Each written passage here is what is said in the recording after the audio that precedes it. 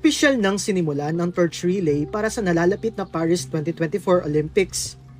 Sinimulan niyang sindihan sa Ancient Olympia sa Greece sa isang tradisyonal na seremonya nitong April 16.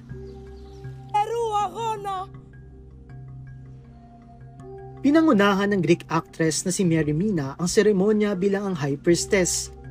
Karaniwang parabolic mirror ang ginagamit na panindi sa torch, pero dahil sa lagay ng panahon noong araw na yan, gumamit na lang sila ng alternatibong panindi.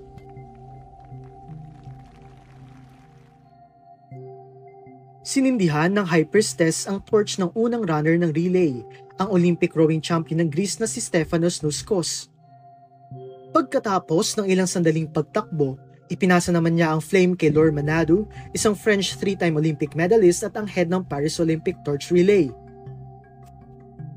Nakatakda namang ipasa ang torch sa Paris Games organizers sa site ng kauna-unahang Modern Olympics Games noong 1896. Ang Panathinaik Stadium sa Athens sa katapusan ng 11 araw na relay sa buong Greece sa April 26. Saka ito ibibiyahe kinabukasan patungong France sakay ng Belém, isang 3-masted ship.